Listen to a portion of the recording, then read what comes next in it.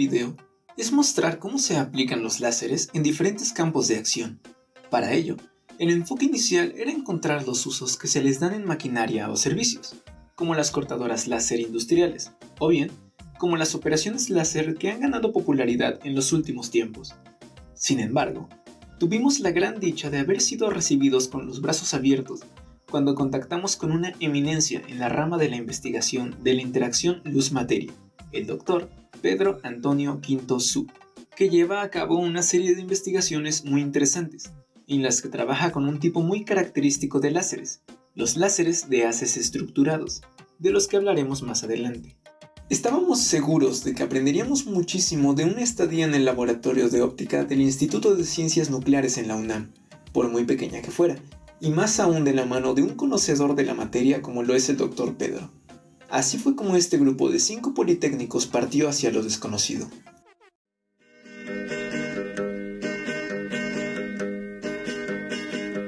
Qué calor en la ciudad, qué calor, es imposible de aguantar, qué calor, la ropa llega a molestar, qué lindo debe estar el mar, tu mano quiero yo tomar, y por la playa caminar. En cuanto llegamos, el equipo del laboratorio de óptica nos dio la bienvenida y nos mostró las mesas del laboratorio, las cuales, por cierto, estaban llenísimas de instrumentos ópticos. Rápidamente, el Dr. Pedro nos voló la mente con uno de los primeros experimentos de los que nos habló, una trampa magneto-óptica. Sí, bueno, bueno, por ejemplo, este es un experimento también distinto, ¿no? Este es de atrapamiento de átomos. Utilizamos láseres para confinar átomos, ¿no? Esto de acá, esta es una cámara de vacío y acá tenemos átomos de rubidio. Entonces a esto se le llama una trampa magneto-óptica. Okay. Y funciona con presión de radiación. Entonces básicamente los átomos, cuando se están moviendo en contra de la luz, tienen más probabilidad de absorber. Y hay un intercambio de momento entre los fotones y los átomos. Entonces al chocar con los fotones, entonces se van frenando. Y el resultado, entonces tenemos 6 haces, 2 para cada dirección, que se propagan en direcciones opuestas. Es como el principio del laser cooling, ¿no? Que le llaman. Es eso, justamente eso. Ok. Sí. Y para esto tenemos láseres continuos, es un láser de diodo. Acá es ese láser chiquito, esa caja chiquita gris que está ahí. Okay. Y sí, es bastante simple. Es un láser de diodo sintonizable. Okay. Entonces, por medio de retroalimentación, tú puedes seleccionar de manera muy precisa cuál es la frecuencia a la que lo vas a sintonizar. Okay. Eso es lo que quiere decir sintonizable, ¿no? Pues, sí. Pero me imagino por ejemplo, con los láseres de diodo son como bastante... Se les puede controlar, tienen bastantes grados de control, ¿no? Uno puede controlar la temperatura o la corriente. Y mediante esos cambios también se puede sintonizar un poco. Ok. Me imagino que tiene como ciertos límites, ¿no? Sí, seguro. A lo mejor unos cuantos nanómetros, ¿no? Pero ¿son cambios entonces en la temperatura y la corriente? ¿O no son, dobladores de frecuencia? O... No, estos simplemente son cambios en temperatura y corriente y sobre todo es una cuestión de retroalimentación. Que hay una selección uno selecciona cuáles frecuencias se van a amplificar. Ok. A lo largo de nuestra estadía, y en honor a la verdad, gran parte del equipo que nos mostraron era desconocido para nosotros. Por ejemplo, veo que después del láser hay una cosa roja. ¿Eso es parte como del cabezal del láser? ¿O? No, eso se llama un aislador óptico, ¿no? Y la función que tiene eso es que lo que uno no quiere es que por medio de alguna reflexión se te vaya a regresar el haz al láser. Okay. Eso normalmente uno lo quiere evitar. Entonces para eso es eso, ¿no? Entonces eso por medio de polarización y unos campos magnéticos evita que la luz se regrese. Ok. Y después tiene... Bueno, después van estas placas de media onda y cubos polarizadores. Entonces ahí como puedes ver en este cubito, uno puede sintonizar, seleccionar cuánto se transmite y cuánto se refleja por medio de la placa de media onda. Entonces lo que se transmite tiene polarización horizontal y lo que se refleja tiene polarización vertical. Y luego acá estos son, por ejemplo, esto de acá es un modulador acústico-óptico. Entonces eso está vibrando a cierta frecuencia y esa frecuencia se le transmite al haz. Entonces con eso también se puede controlar mejor la frecuencia. Para nosotros es conveniente tenerlo así. Okay. Un inciso. Una característica que normalmente se debe tener en cuenta cuando se trabaja con láseres es la longitud de onda de su emisión, lo que es básicamente su color. Ahora bien, ¿a qué longitudes de onda trabajan estos láseres estructurados que utiliza el Dr. Pedro? Es que tenemos varios, ¿no? Por ejemplo, este es 785, los de acá son 532. Los del otro lado son continuos a 1064. Y tenemos también de helio neón a 632. Y a lo mejor tenemos otros diodos con distintos colores también. Nos llamó la atención un montaje bastante particular, que resultó ser parte de una de las aplicaciones más interesantes y útiles que han tenido los láseres en los últimos tiempos. Estamos hablando de las pinzas ópticas. Y bueno, y esta parte de acá es otro experimento. Esta es una cámara de vacío de prueba. Y ahí vamos a montar otro experimento. Vamos a montar pinzas ópticas, pero en vacío, ¿no? Para tener partículas levitantes en vacío. Y sí, entonces vamos a estudiar algunas propiedades mecánicas de transferencia de momento angular y de spin a estas partículas, ¿no? Y cuando está en vacío, entonces ya no tienes la fuerza de fricción del aire, ¿no? Ni esas perturbaciones brownianas.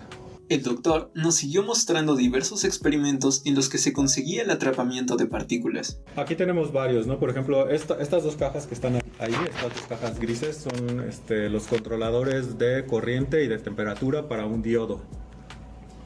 Okay. Entonces, uno controla el de arriba, creo controla la temperatura, y el de abajo la corriente.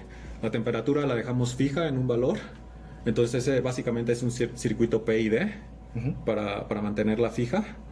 Y el otro simplemente es un controlador de corriente, ¿no? Bastante preciso. Ok, entonces aquí realmente no se preocupan mucho por la longitud de onda porque siempre se va a poder como modificar, ¿no? Pero sí, es decir, mientras lo tengas, en estos de experimentos de atrapamiento no tenemos requerimientos tan precisos sobre la frecuencia. Porque aquí para el atrapamiento normalmente es una fuerza, básicamente las partículas van a estar atraídas hacia el área de máxima intensidad, ¿no? Donde se está enfocando la luz. Este es con luz continua, pero a 1064 nanómetros. Entonces el modulador está acá y acá está el microscopio, ¿no? Pero sí, en lugar de tener todo el aparato nada más tenemos, nosotros lo montamos, ¿no? Nada más, ahorita no tiene el objetivo montado, pero es la misma idea, ¿no? Del objetivo apuntando hacia arriba, ¿no? Es un microscopio invertido. Y aquí estudiamos haces estructurados. Sobre todo ahorita en este experimento en particular estábamos midiendo por medio de interferometría las amplitud y fase de las distintas componentes de polarización de la luz, pero enfocada al tamaño de la longitud de onda, ¿no? De fondo están mostrándonos un poco cómo es el funcionamiento y el encendido de estos láseres.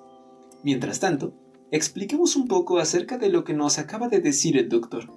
Los haces de luz estructurada refieren a un tipo de haz láser que tiene una distribución de intensidad y fase no uniforme a lo largo de su perfil transversal, a diferencia de un haz láser convencional, que tiene una forma de distribución gaussiana o con forma de sombrero. Un haz láser estructurado presenta patrones específicos en su perfil, como anillos concéntricos, puntos, líneas o estructuras más complicadas. Esto les confiere características muy especiales. Por ejemplo, algunos haces de luz estructurados tienen la capacidad de autorregenerarse o autorreconstruirse después de encontrarse con un obstáculo en su camino. Esta propiedad se conoce como autorregeneración o autorreconstrucción y se puede encontrar en haces de Bessel, con los que a menudo se trabaja en este laboratorio y que, de hecho, se nos mencionó que no eran tan difíciles de crear.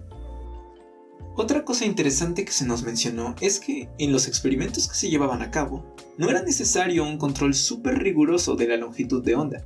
Sin embargo, sí era preciso conseguir una focalización enorme del haz. ¿Cómo es posible que se consiga focalizar tanto un haz láser? Me imagino que tiene que ver con el haz estructurado. No, Más tiene, que con lo más importante es el lente, ¿no? Que se utiliza para enfocar. Entonces, por eso utilizamos objetivos de microscopio. Ok. Y ahí lo más importante es la apertura numérica, del objetivo de microscopio, ¿no? Entonces eso básicamente el tamaño del spot, el diámetro del haz va a ser inversamente, en el límite de la difracción va a ser inversamente proporcional a la apertura numérica y va a ser proporcional a la longitud de onda, y ahí hay un factor como de 1.2, algo así, por longitud de onda entre apertura numérica. Entonces si la apertura numérica es mayor que 1, entonces ya estás enfocando al tamaño de la longitud de onda.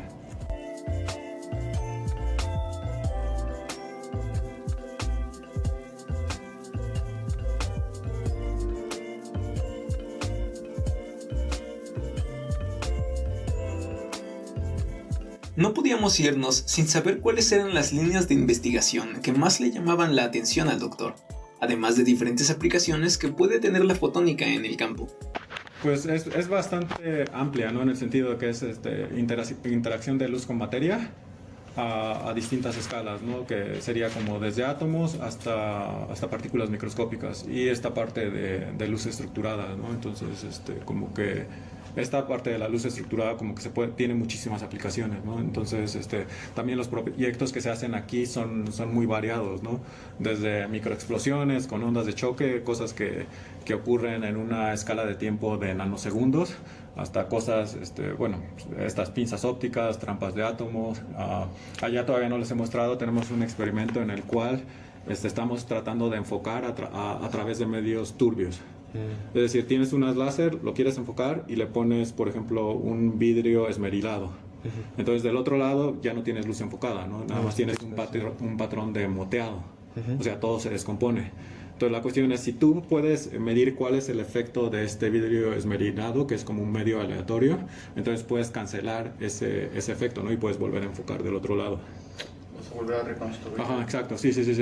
Entonces la cuestión es, mides esa fase, la fase total que te está impartiendo este elemento aleatorio, y lo que haces es tú le proyectas la fase conjugada. Entonces cuando pasa por ahí se cancela, ¿no? Entonces puedes volver a enfocar.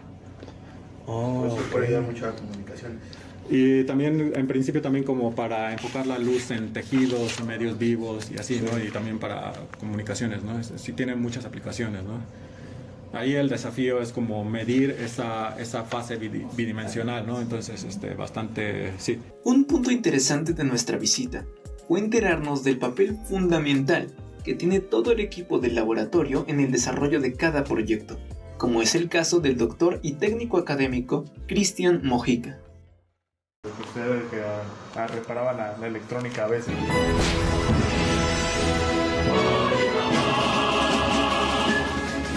¿Cuáles han sido como algunas fallas que se han presentado en la electrónica?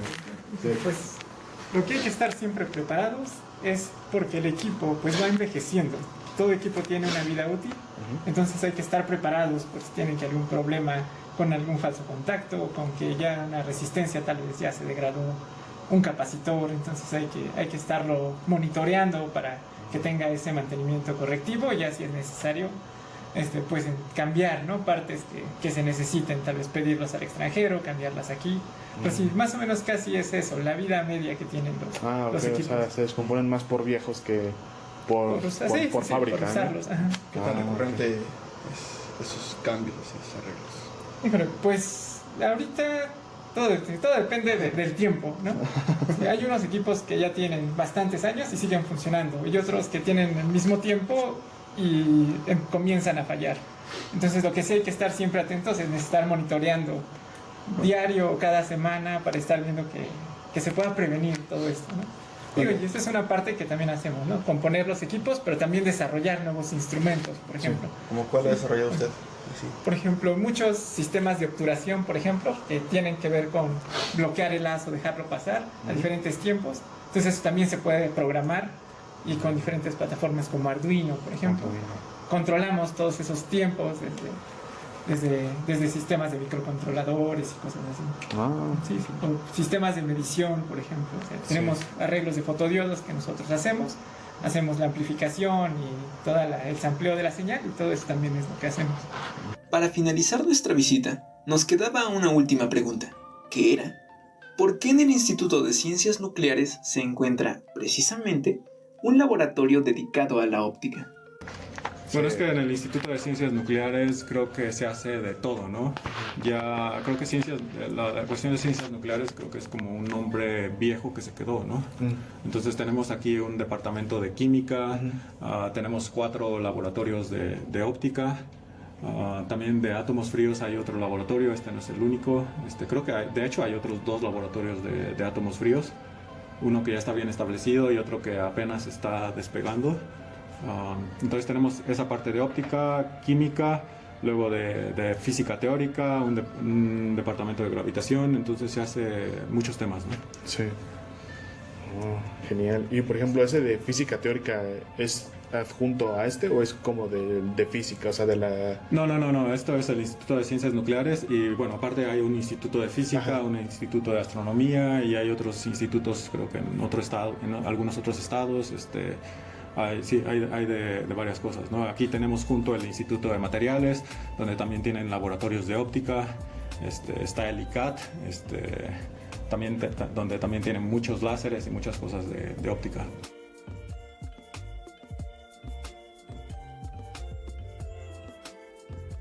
Así pues, esa fue toda nuestra visita. Una grata experiencia que esperamos haber compartido de manera idónea con ustedes. Muchas gracias por ver este video y que vivan mis pinches chivas, ¿no?